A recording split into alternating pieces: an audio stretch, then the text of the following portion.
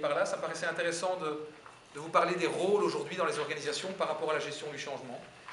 Donc en fait, on a 5 rôles, 5 types de personnes qui gèrent le changement.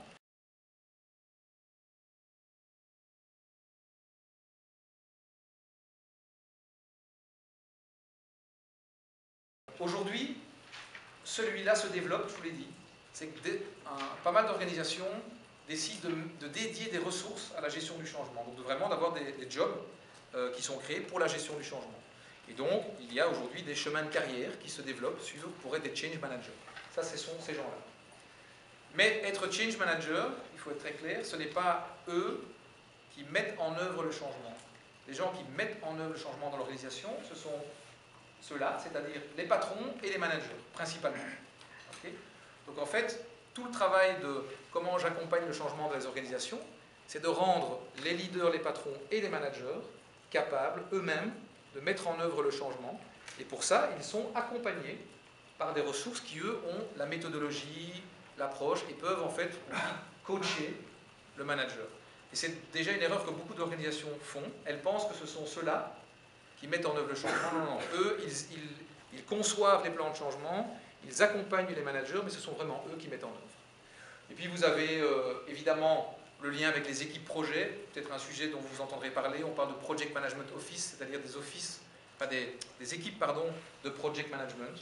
Comment la gestion du changement et la gestion de projet se font ensemble est vraiment un défi dans beaucoup d'organisations. Et puis vous avez bien sûr les fonctions support, qui elles, RH, communication, qui elles ont un rôle aussi important dans le changement. L'année dernière, nous étions à la Convention internationale en change management aux États-Unis. Il y avait 1089 personnes présentes, donc belle convention, 29 nationalités représentées. Nous n'étions que 4 Belges. Il y avait 0 Français, 0 Italien, 0 Espagnol, 0 Portugais. Donc le change management est très culturel également, très anglo-saxon, nordique. On a une franchise au Danemark. Là-bas, vous avez des jobs de change manager.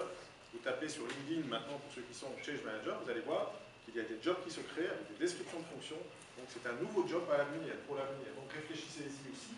Ça vient dans nos pays seulement maintenant. Donc c'est une opportunité pour demain également en termes de job si ce type d'approche vous parle et vous intéresse. Ça, du coup, pour conclure, en fait, notre rôle quand on accompagne nos clients, c'est d'essayer de les rendre plus agiles. Vous avez bien compris, j'espère maintenant, que tout bouge, tout change et que l'humain est confronté à ça, et que l'humain est plutôt résistant. Donc comment on crée de l'agilité dans les organisations? Ça, c'est vraiment notre job, en fait.